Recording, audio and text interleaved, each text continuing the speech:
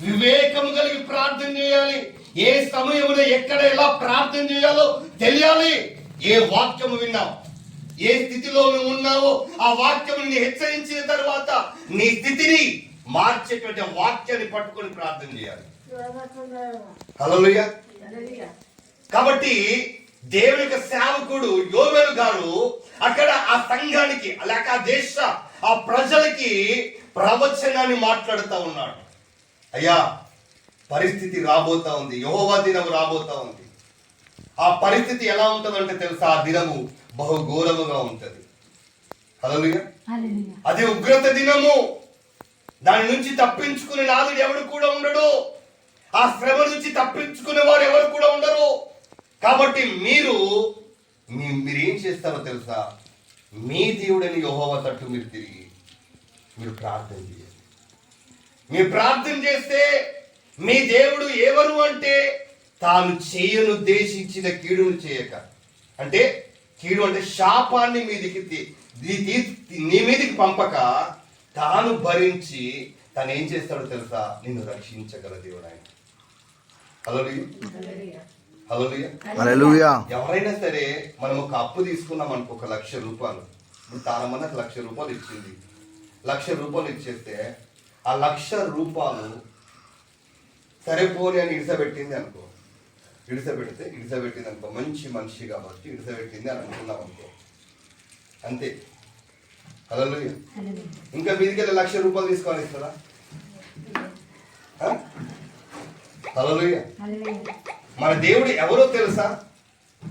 మనం పాపులమని తాను ముందుగానే తెలుసుకున్నప్పటికీ కూడా, మనం పాపములో ఉన్నప్పటికీ కూడా, మన పాపులను రక్షించడానికి లోకానికి వచ్చి మన పాప శిక్షను తొలగించడమే కాదు, మన పాపాలను తాను మోసుకొని వెళ్ళడమే కాదు, మన పాపాలను క్షమించడమే కాదు, తను ఏం చేశాడో తెలుసా, రిటర్న్ గిఫ్ట్ కూడా ఇచ్చాడు. హల్లెలూయా. మీకు ఇచ్చాడా? ఇయ్యలేదా? ఏమిచ్చాడు? తన రక్తము ద్వారా నీ పాపములు కడిగాడు. కడిగినటువంటి దేవుడు నీకేమిచ్చాడు? హల్లెలూయా. పాపాలు కడిగినటువంటి దేవుడు, రక్షణ ఇచ్చినటువంటి దేవుడు ఇంకేమిచ్చాడు తెలుసా? ఉచితంగా తన నీతిని ఇచ్చాడు. హల్లెలూయా. ఇచ్చినటువంటి రుణము అనగా పాప రుణమును తీర్చడమే కాదు, నీ కొరకు ఆ రుణానికి తాను చెల్లించడమే కాదు, నీకు ఇంకా ఏమిచ్చాడో తెలుసా?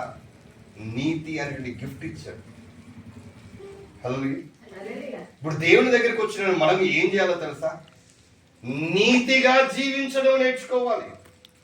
నీతిగా దేవుని కొరకు నీతియుక్తమైన బలులను అర్పించడం నేర్చుకోవాలి. నీతిగా బ్రతకడం నేర్చుకోవాలి. దేవుని సన్నిధిలోకి వచ్చినటువంటి మనము ఏ విధమైన బలిని అర్పణ చేస్తా ఉన్నా, ఇక్కడ అంటున్నాడు వాక్యం ఏమంటుందో తెలుసా? దేవుని సన్నిధికి ప్రాణార్పణములను నైవేద్యములు ఆగిపోయాయి. ఏమాగిపోయింది? దేవుని సన్నిధికి తెచ్చేటువంటి బలులు ఆగిపోయాయట. హల్లెలూయా. బలి అనగానే ఏంటి? కానుకలు ఆగిపోయాయి. కానుకలు ఇవ్వట్లేదు. కాదు, బలిగా అర్పణగా దేవుడు నీ హృదయాన్ని కోరుకుంటున్నాడు. హల్లెలూయా. దావీదు ఒక మాట అంటాడు, ఏమంటాడు తెలుసా? పాత నిబంధన గ్రంథం అంతా కూడా బలులను గురించి తెలియజేస్తా ఉంది. దావీదు ఏమంటాడో తెలుసా? ఒక క్రొత్త మాట అంటాడు కీర్తన గ్రంథంలో. అయ్యా, నువ్వు బలిని కోరే దేవుడవు కాదు, నువ్వు ఒకవేళ కోరిన యెడల నేను అర్పించేదను. హల్లెలూయా. దేవుడు ఏం కోరుకుంటున్నాడు అంటే విరిగి నలిగిన మనస్సును దేవుడు కోరుకుంటున్నాడు. అప్పుడు దేవుడు అనుకున్నాడట, దావీదా, నీ మనసు నా మనసు నీకు తెలిసిపోయిందా? నేనేం ఆలోచిస్తున్నానో నీకు తెలిసిపోయిందా? నేను ఎలాగా నీలో ఏం కోరుకుంటున్నానో తెలిసిపోయిందా? అందరూ అనుకున్నారు నన్ను బలుడు తీసుకొచ్చి అర్పణ చేస్తే చాలని. కానీ నువ్వు అనుకున్నావు, ఇదిగో బలుడు కాదు, నా హృదయాన్ని నేను దేవునికి ఇవ్వాలని అనుకున్నావయ్యా. హల్లెలూయా. దావీదా, నా హృదయానుసరుడవయ్యా, నువ్వు నా హృదయానుసారుడవయ్యా. హల్లెలూయా. దావీదు ఎవరట? దేవుని యొక్క హృదయానుసారుడట. నా మనసు నీ మనసు కలిసి ఒకే విధంగా మనం ఆలోచించి, అయ్యో నేను మనసులో ఏమనుకుంటున్నాను, నశించెను, క్రొత్త ద్రాక్ష రసము లేకపోయెను, తైల వృక్షములు వాడిపోయెను, భూమి మీద పైరు చెడిపోయెను, గోధుమ కర్రలను యావ కర్రలను చూసి సేద్యకారులారా సిగ్గునందుండి, ద్రాక్ష తోట కాపరులారా రోదన చేయండి. ద్రాక్ష చెట్లు చెడిపోయెను, అంజూరపు చెట్లు వాడిపోయెను, దానిమ్మ చెట్లను, ఈత చెట్లను, జల్దారు చెట్లను, తోట చెట్లన్నీ కూడా వాడిపోయాయి. నరులు సంతోషం ఏమీ లేకపోయింది. హల్లెలూయా. ఇక్కడ జరిగినటువంటి సంగతి ఏంటో తెలుసా? వారి పంటలు, వారి ద్రాక్ష చెట్లు, వారి యొక్క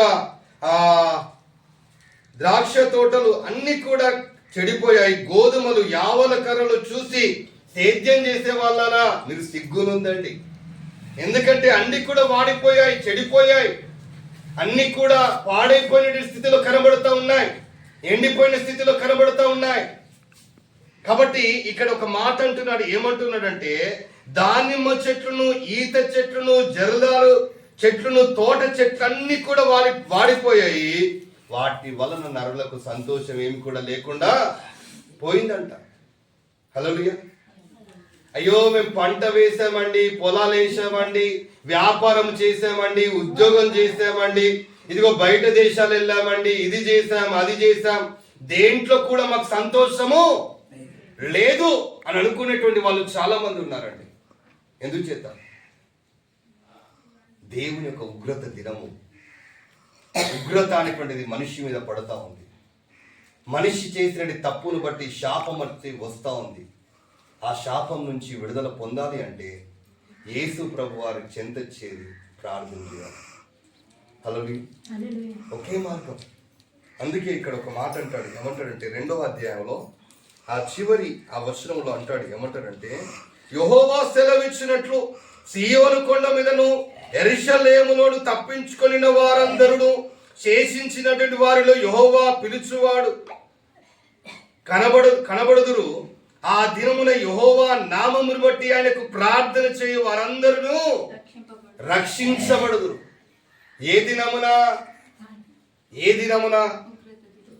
ఆ మీద వచనం చదవండి, 31వ వచనం.